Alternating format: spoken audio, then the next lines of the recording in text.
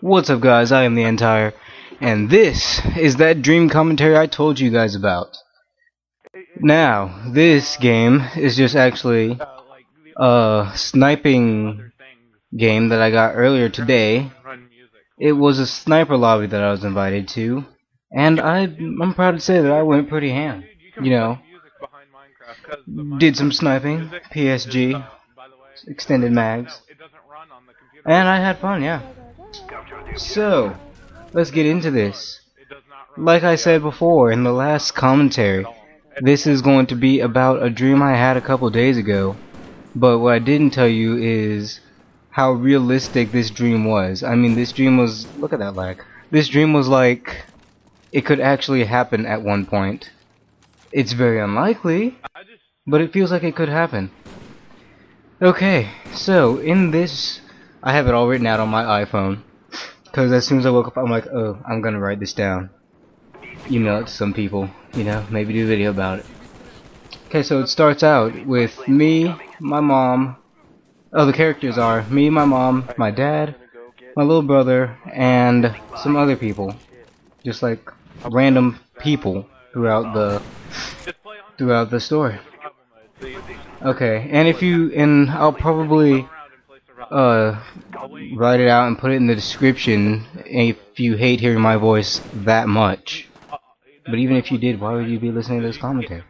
Anyway, it started out that we, my mom, my little brother, and I, were just living in some weird, crowded, industrialized area full of, like, buildings that were, like, so close together. And we were on, like, an upper floor type thing. So, yeah. And it had a great view of the ocean, by the way. Somehow. We were all just looking out at the ocean when we saw a man, like, just sitting out there. He was drowning. And he was pretty far away from the shore, so there was almost no hope for us to, or anyone, to get him in time. But let me read it off of my iPhone. We were all just looking at the ocean when we saw a man drowning a good distance from shore. We started freaking out because we knew he needed help. At this point, a shark started making its way to the man. So, yeah. And we started feeling relieved because the police/rescue team in this area rode around in realistic looking sharks, you know, for mobility, because that makes sense, right? No. Okay. And, however, as it was getting closer, it didn't slow down at all, nor did it turn on its flashing lights. And when it got really close, it went under the water in this. I'm still going to eat you, but I'm going to scare you shitless first. Type of way. We started freaking out all over again because this was a real shark going to eat the drowning dude. The shark rose up behind the man in an intimidating way and just started eating him, like, from the feet up. That dude must have been in tons of pain. It wasn't a slow death either. I mean, from the feet up. We turned away as we cringed from the terrible sight we just witnessed. The water around the area was red with blood and wasted meat, like, you know, flesh. We tried to go about our day normally to forget the realities of life and death. My little brother decided to go in his room and play his Xbox to pass the time. Mom went back to doing homework for her college classes, and I chose to call my dad to see how things are going on his end. As I was talking to him, I looked out my bedroom window, and that's when I saw it. A giga-freaking-enormously huge tornado, the size of an entire apartment complex, was making its way closer and closer to us, sweeping up anything and anyone in its path, and it was picking up speed. Fast! This thing was like... I don't know where I've seen it before, but I feel like I've seen like a picture or a video of a tornado this size before. Cause if you didn't know that while you're dreaming, your mind cannot come up with anything new. Everything that you dream about, you had to have seen, or, like, example, you see a person in your dream. You might not know them or ever remember seeing them, but you've probably seen them before because your mind is incapable of thinking up new faces, new things. So I've apparently seen this tornado before, and sucks for the people who had to witness it. It was huge. Since I didn't have time to go downstairs or to the bathroom, I hid under the covers of my bed. At the same time, I was telling my dad exactly what was happening at this moment. So, like, I was explaining to him the size of this tornado and how scary it was. I started hearing wood smashing and glass breaking as the house was lifted off of its foundation and into the air. Items of different shapes and sizes started smashing holes through the walls. The screeching sound of the wind and car alarms was apparent and abundant. Someone's jigsaw puzzle pieces started pelting me at what seemed like 100 miles an hour. I told my dad, "It's pandemonium in here. Puzzle pieces are hitting me, but it feels like steel-coated darts." As if I know what that feels like. Everything was happening so fast, but at the same time, every second felt like an hour. During the madness, I failed to notice that the winds had lifted me out of my bed. I was floating in mid-air, suspended by nothing but wind. I moved a little bit closer to a broken-off car door to use for protection.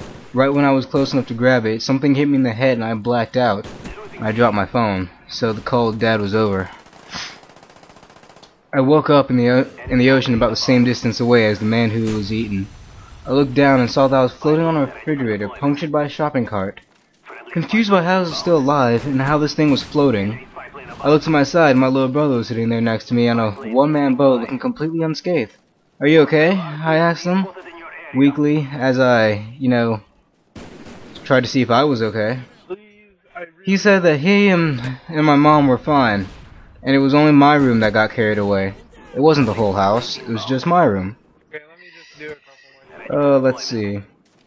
He also said that he and Mom saw somebody floating outside when it was all over, so he came to see that if they were still alive, and to his surprise, it was me that they saw. After I explained to him what happened from my point of view, we started heading back. The fridge was taking on a lot of water, so I had to abandon it and swim the rest of the way. At one point, I looked under the water to see if I could see anything cool or helpful. I saw a bunch of things like TVs, cars, chairs, and I also saw a bunch of sharks feeding on food and other things that were carried off by the tornado, like people. Since the sharks were busy eating other things, I was relatively safe.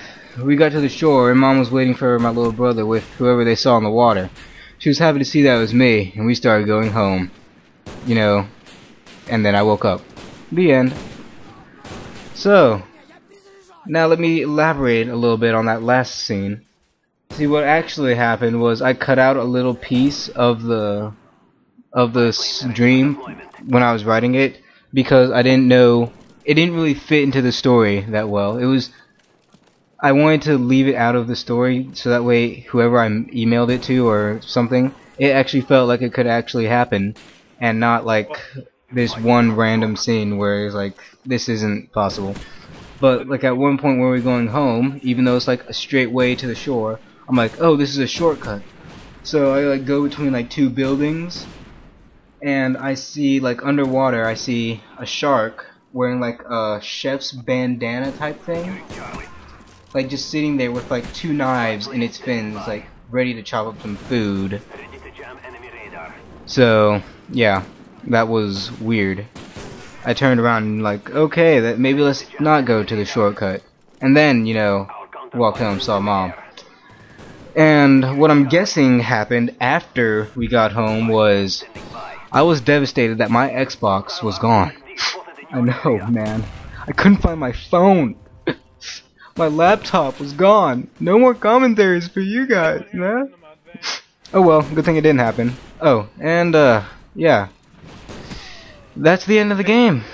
I hope you guys like this commentary, and I'll see you guys later. Peace.